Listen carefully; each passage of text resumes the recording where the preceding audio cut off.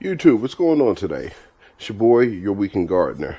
What I'm doing today is I'm taking advantage of mild temperatures. Actually, for the next 4 or 5 days, we're supposed to be hitting temperatures of 60, 66, 68. With the lowest temperature for the evening is going to be 39. So what I did is, excuse me, I took all my citrus out the garage.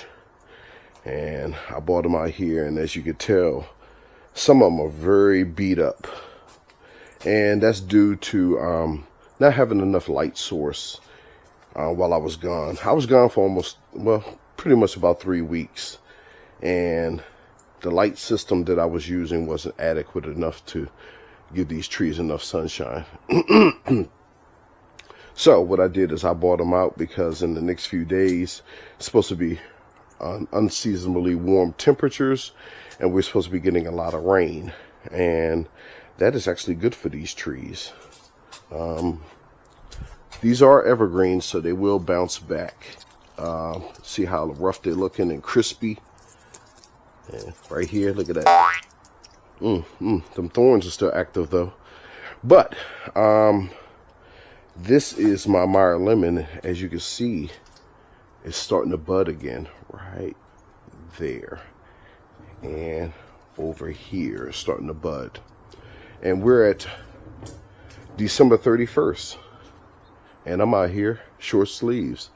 It's not cold, it's kind of comfortable, but you know, jacket weather, light jacket.